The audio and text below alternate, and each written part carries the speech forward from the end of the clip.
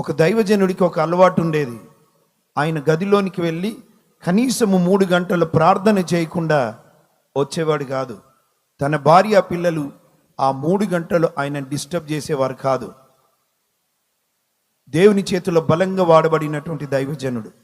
ఒకరోజు ఆయన ఇంటికి ఆయనను కలవడానికి ఆ దేశపు రాజు వచ్చాడంట. ఆ దేశపు రాజు వచ్చాడు.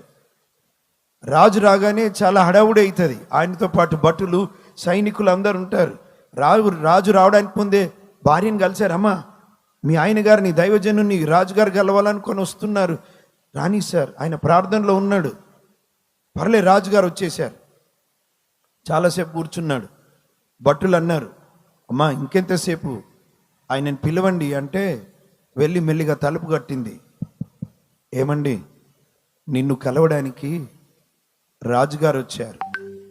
ఏ శబ్దం రాలే.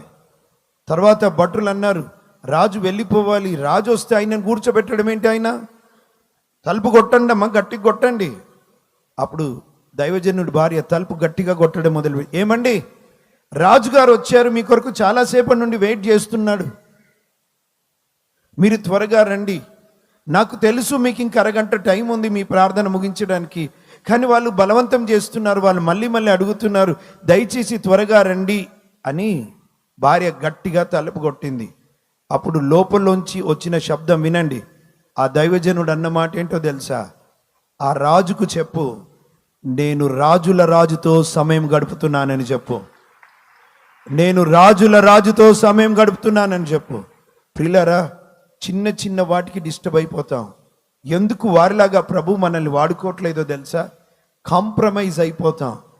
దేవుని కొరకు ఒక మొండి పట్టుతో, యాకోబు రాత్రంతా మొండి పట్టుతో నువ్వు నన్ను ఆశీర్వదించితే తప్ప నేను నిన్ను విడిచిపెట్టనని ఎలాగన్నాడో అటువంటి మొండి పట్టు కావాలండి.